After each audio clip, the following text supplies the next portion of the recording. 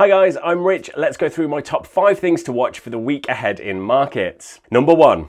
US inflation for October. On Thursday, US CPI figures for October will be released. The US Federal Reserve still has a job to do, and the battle to keep inflation under control is ongoing. Even though the headline inflation rate is expected to go down, the market will pay more attention to the core inflation rate. American data remains perplexing. Non-farm payrolls fell as GDP rose. Manufacturing, services and business confidence were all below normal in October. Annual inflation was above 8% in October, but the recent Fed meeting showed a soft pivot away from large rate hikes, and a weak November print would confirm the dovish shift. Number 2. GDP from the United Kingdom. According to research by Goldman Sachs, the UK is likely to go through a recession that is worse than first thought. However, interest rates and inflation are likely to be lower than first expected. The investment bank downgraded its outlook for Britain, saying that the country's economy will fall by 1% instead of 0.4%,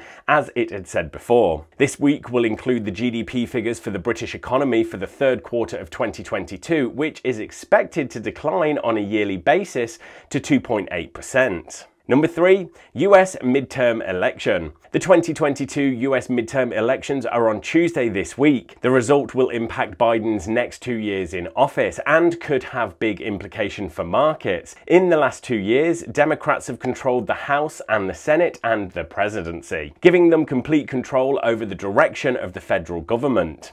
It is a close election that could go either way. Surveys show that the Republicans may win the House, but the Democrats may keep the Senate. The Biden administration is being criticized for higher inflation, and if the Republicans win the House, a lot may change in how the US economy is managed. Number 4. Third quarter earnings continue. October was a great month for the stock market. Indices had their best single month gains in decades, but many suspect it was just a bear market rally. Since expectations had fallen so low, analysts now see US companies doing better than expected. This week, another round of big companies including AstraZeneca, Walt Disney, Allianz and Commerzbank report quarterly earnings. Number 5. Will stocks continue to rally in November? November is seasonally one of the best months of the year for equities, following the typically weaker months of September and October. In 94 Novembers since 1929, the S&P 500 has ended the month with gains in more than 60% of those cases, with an average gain of 0.8%.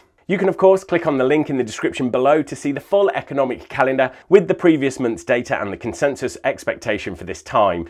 But for now, thanks everyone, good luck trading this week, and remember to please smash that like button and hit subscribe so you don't miss more content like this when it's released.